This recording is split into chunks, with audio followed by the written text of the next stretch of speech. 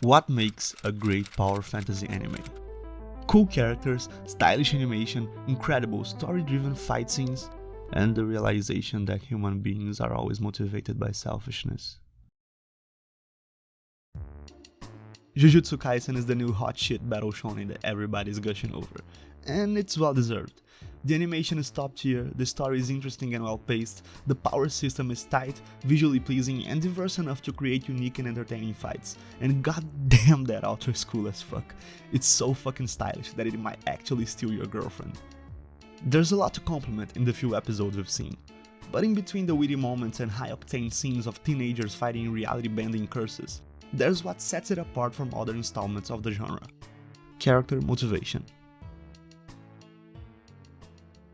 Psychological egoism is a way to view the world that dictates that there are no truly selfless deeds, that human beings are always motivated by some form of self-interest, be it directly or indirectly.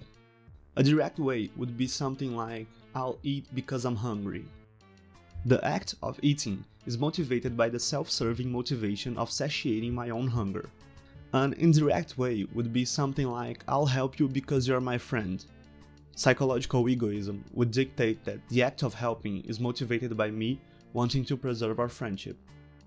A relationship I find beneficial for myself, therefore being motivated by self-interest.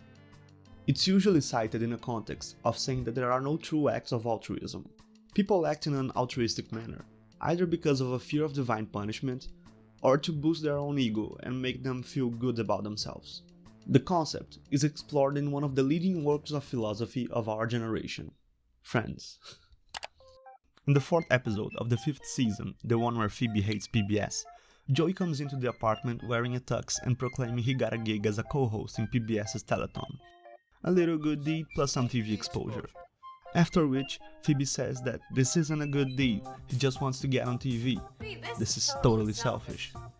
Joey then goes on to say that Phoebe having her brother's babies, yeah, I get that this is weird if you haven't watched it, but I'm not explaining, it's Friends, goddamn Zoomers, go watch Friends. It is also selfish, cause it made her feel good about herself, so that makes it selfish. There's no unselfish good deed, sorry. The episode goes on with Phoebe on a quest to find a selfless good deed. Spoilers, she doesn't.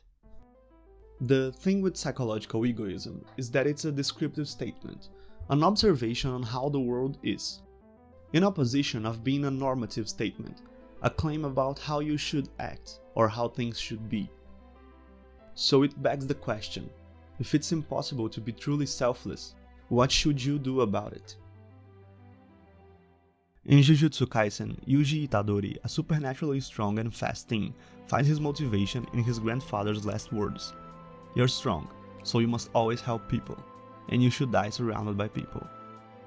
It's a very thematically adequate way of setting shonen-like motivations in a dark fantasy reality. And honestly, I don't think anyone would be displeased with a character's motivation being respecting his grandfather's death wish and not making the same mistakes he did.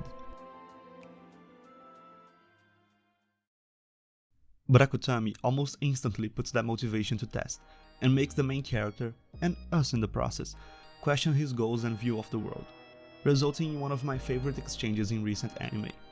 In the end of the 2nd episode, Itadori is confronted by the principal of Jujutsu High in an almost Socratic questioning.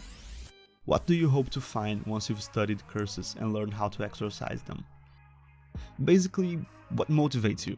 Why are you risking your life with this bullshit? To which our main boy replies with what has already been established. It was someone's dying wish, he just wants to save people. That's where things get interesting. The principal is not even close to satisfied by that answer. So you're saying you're gonna risk your life daily to fight monsters with powers beyond your comprehension because someone else told you to. You fail. The conversation then takes a turn with the principal sending a cursed doll to whoop Itadori's ass until he gets an acceptable answer. Itadori keeps trying to justify his position, explaining it was a family member's death wish, and gets shot down by a family member is still someone else. And after a few words and a few punches being thrown around, the principal brings the other side of the coin to the table. If everything you do is because of your grandfather, will you also blame him when you get killed on the job?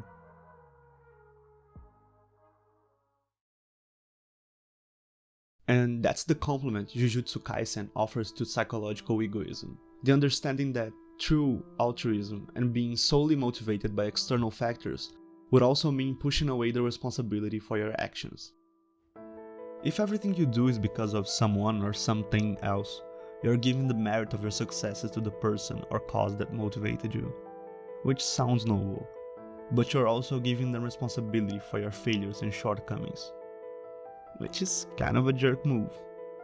The conversation ends with Itadori realizing he's doing this because it's something only he can do. If he didn't do it, he would never stop questioning himself, and the rest of his life would be filled with regret. It's still in line with not making the same mistakes as his grandfather, but it's not because of him, it's inspired by him.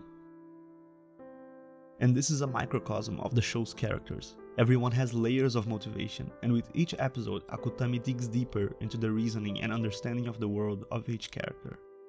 The normative statement here being, yes, psychological egoism, only you can motivate yourself. But that doesn't need to be a bad thing. It means taking responsibility for your actions. Merit for your successes, blame for your failures.